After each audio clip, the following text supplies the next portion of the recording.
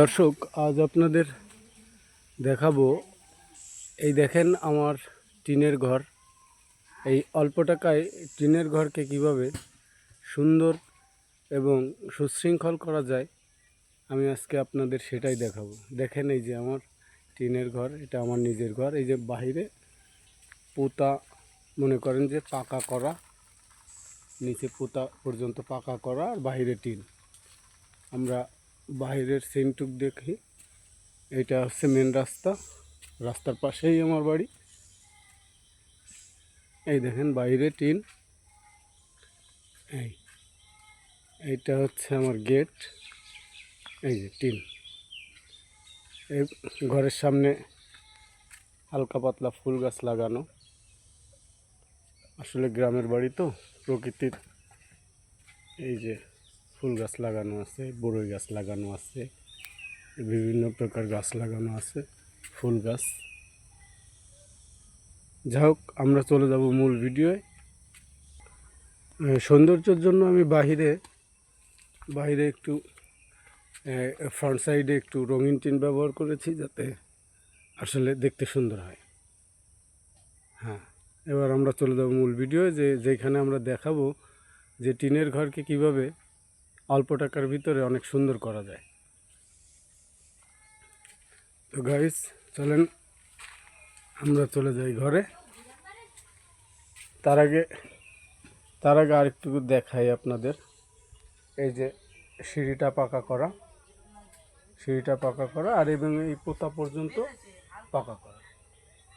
এই আমাদের ঘরে চলে আসছি। গাইস, চলে আসলাম ঘরে। দেখেন, এই আমরা দরজা দিয়ে ঢুকতেছি। এইটাই হচ্ছে আমার টিনের ঘর। দেখেন,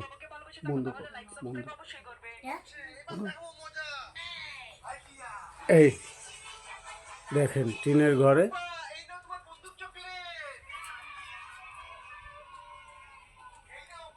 দেখেন টিনের ঘর আমি কি সুন্দর করে সাজিয়েছি। এখানে কিন্তু আহামরি কোনো টাকা আমার খরচ হয়নি, তারপরেও দেখতে অনেক সুন্দর। আমার কাছে অনেক সুন্দর লাগে, আপনাদের কাছে কেমন লাগবে জানি না। দেখেন, আমি চারিদিকটা ঘুরিয়ে ঘুরিয়ে দেখাচ্ছি।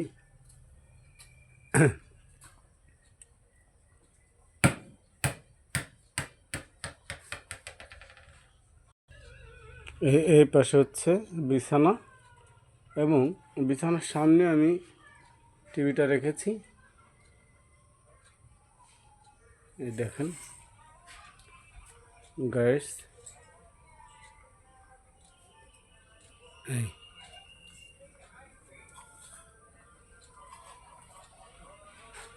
এবং তো পুরোটাই টিনের। আমি আপনাদের দেখানোর চেষ্টা করছি আসলে টিনের ঘরেও অনেক সুন্দর ডিজাইন করা যায় অল্প টাকার ভিতরে। আমি আপনাদের বলবো আমার কত টাকা খরচ হয়েছে। তার আগে আপনারা দেখেন, আমি দেখাই আপনাদের। এটা হচ্ছে আমার বড় ছেলের খাট। এখানে আমার বড় ছেলে থাকে। এই দেখেন,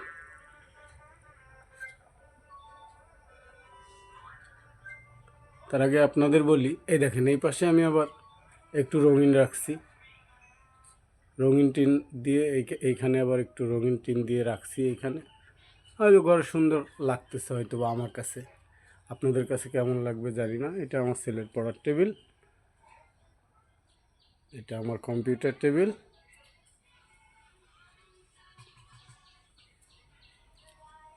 দেখেন গাইস, আমি সিলিং করেছি।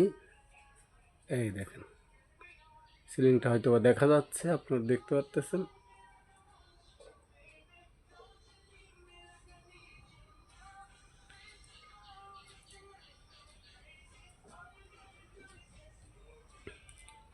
তো গাইস, এটা হচ্ছে আমার ঘরের ভিডিও। গাইস, এবার আমার ঘর থেকে বেরিয়ে আমরা চলে যাচ্ছি আমাদের আরেকটা ঘরে।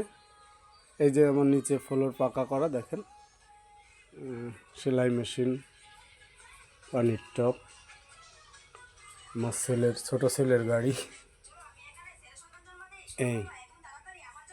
এই হচ্ছে আরেকটা ঘর।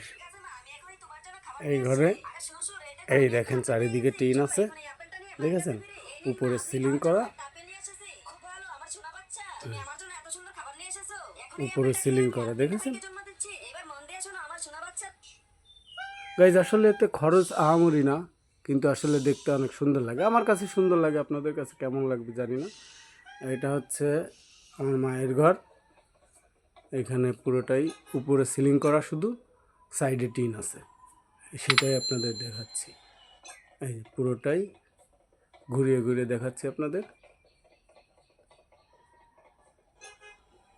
এটা আমার মায়ের কোরআন শরীফ, মায়ের জায়নামাজ। এটা আর একটা খাট, এখানে আসলে আমার বড় ছেলে আর আমার আম্মা এই ঘরেই থাকে, আর এই ছোটো ছেলেকে নিয়ে আমরা ওই ঘরে থাকি।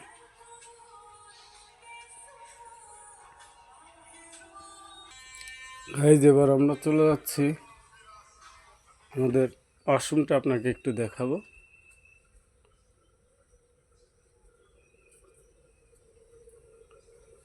একটু লাইট জ্বালিয়ে নেই। হ্যাঁ, তার আগে বলি, আমার বাথরুমটা শুধু ইট দিয়ে পাকা করা, আর উপরে ট্যাঙ্কি বসানোর জন্য ওই পাশে 5 ফিট বাই 7 ফিট আপনার উপরে ছাদ দেওয়া, শুধু একটা পাশে, ওই যে দেখা যাচ্ছে, এটা হচ্ছে আমার ওয়াশরুম। এই দেখেন, মনে হয় টাইলস করা, আসলে গরিব মানুষ, মনের শখ পূরণ করা, আর কিছুই না। এই শাওয়ার টাওয়ার,